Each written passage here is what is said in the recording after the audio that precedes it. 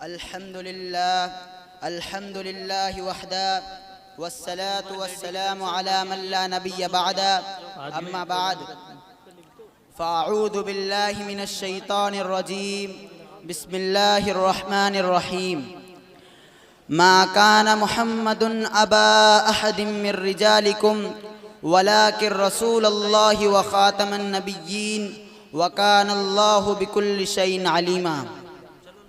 وہ دانائے سبل ختم الرسل مولائے کل جس نے غبار راہ کو بخشا فروغ وادی سینا، نگاہ عشق و مستی میں وہی اول وہی آخر، وہی یاسین وہی طٰہٰ وہی قرآن وہی فرقان۔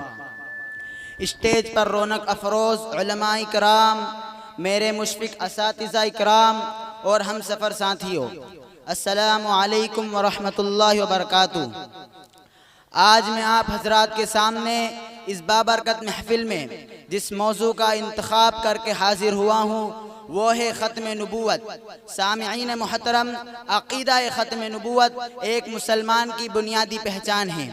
اس عقیدے کے بیان کرتے ہوئے رب ذوالجلال نے 100 کے قریب قرآنی آیات اتاری ہے، اور اس عقیدے کے یقین اور پختگی کے لیے آقائے دو جہاں صلی اللہ علیہ وسلم نے 210 احادیث بیان فرمائی۔ اس بات پر تمام امت مسلمہ کا اتفاق ہے کہ آپ کے بعد نبوت کا دعویٰ کرنے والا نبی نہیں غبی ہے، مردود ہے، کافر جہنمی ہے۔ مدنی آقا صلی اللہ علیہ وسلم پر نازل ہونے والی کتاب خاتم الکتب ہے، نبی کا دین خاتم الادیان ہے، نبی کی شریعت خاتم الشرائع ہے، نبی کی نبوت ختم نبوت ہے۔ چنانچہ امام الانبیاء صلی اللہ علیہ وسلم کی آمد بسعادت کے بعد نبوت کا دروازہ ہمیشہ ہمیشہ کے لیے بند ہو گیا، لیکن عہد رسالت سے لے کر آج تک کئی بدبختوں نے نبوت کے دعوے کیے۔ کبھی مسیلمہ کذاب نے نبوت کا دعویٰ کیا، تو کبھی اسود عنسی نے گنبد خضرا کی طرف میلی نگاہ سے دیکھا، تو کبھی منصور عجلی نے تاج نبوت کو نوچنے کی کوشش کی، تو کبھی مرزا احمد خود کو وحی جبرائیل کا مستحق سمجھ بیٹھا، تو کبھی یوسف کذاب نے ہادی و مہدی ہونے کا دعویٰ کیا۔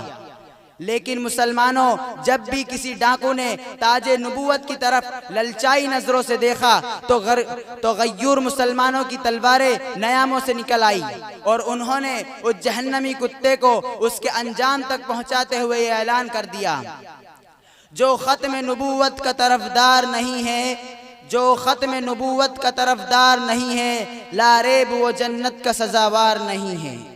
جو چپ رہے منکر اسلام کی توہین سے، جو چپ رہے منکر اسلام کی توہین سے، بے شرم ہے بزدل وہ خوددار نہیں ہے۔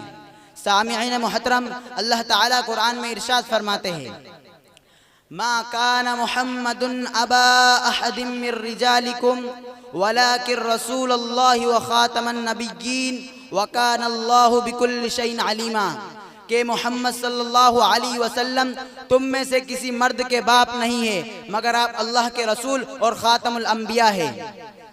اس آیت کے اندر اللہ رب العزت نے تمام جھوٹے مدعیان نبوت جیسے مرزا غلام احمد قادیانی کے تمام جھوٹے دعووں کو خاک میں ملیہ میٹ کر دیا، مگر مرزا کے چیلے چمچوں نے خاتم کے ایسے ایسے معنی گھڑے کہ عقل حیران رہ گئی۔ یہ مرزائی اپنی کتاب حقیقت الوحی صفحہ نمبر 97 پر لکھتا ہے، خاتم بمعنی مہر، یعنی آپ صلی اللہ علیہ وسلم تمام انبیاء کے مہر ہے، یعنی جس پر آپ مہر لگا دے وہ نبی بن جاتا ہے۔ لہٰذا مرزا غلام احمد قادیانی پر مہر نبوت لگی ہے تو وہ نبی ہے۔ سامعین محترم، مرزا کی تعریف دجل و فریب ہے۔ میں کہتا ہوں مرزا صاحب، اگر آپ صلی اللہ علیہ وسلم کی مہر سے تجھ جیسے دجال اور کذاب نبی بن گئے تو اس مہر سے خلیفہ اول حضرت ابو بکر صدیق نبی کیوں نہ بنے؟ خلیفہ دو حضرت عمر فاروق نبی کیوں نہ بنے؟ عثمان و علی عشرہ مبشرہ میں سے کوئی نبی کیوں نہ بنا؟ 1400 صدیوں کے بعد یہ مہر لگی تو قادیان کے دجال اعظم کذاب زمانہ مرزا غلام احمد پر۔ خاتم یعنی تا کو زبر کے ساتھ پڑھے تو اس کے معنی ہے مہر، لیکن یاد رہے اس کا مطلب یہ ہے کہ کسی چیز کو اس طرح مضبوطی کے ساتھ بند کر دینا کہ کوئی چیز اندر سے باہر اور باہر سے اندر نہ آ سکے۔ مطلب یہ کہ پہلے انبیاء علیہ السلام کا سلسلہ جاری تھا، مگر آپ صلی اللہ علیہ وسلم کی آمد بسعادت کے بعد یہ سلسلہ ختم ہو گیا اور اس پر مہر لگا دی گئی ہے تاکہ قادیانی جیسا دجال اور کذاب اس میں داخل نہ ہو سکے۔ ایک موقع پر آپ صلی اللہ علیہ وسلم نے ارشاد فرمایا، انا خاتم النبیین لا نبی بعدی، میں آخری نبی ہوں، میرے بعد کوئی نبی آنے والا نہیں۔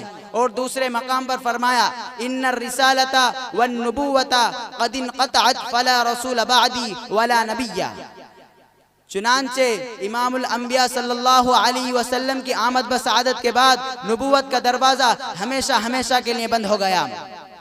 جو اس کے خلاف کرنے والا ہے وہ مرتد، زندیق اور واجب القتل ہے۔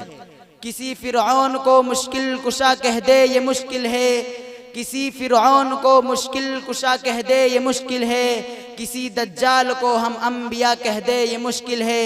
ہمیں سولی پہ لٹکا دو، ہمیں زنجیر پہنا دو، مگر ہم رہزنوں کو رہنما کہہ دے یہ مشکل ہے۔ وما علینا البلاغ۔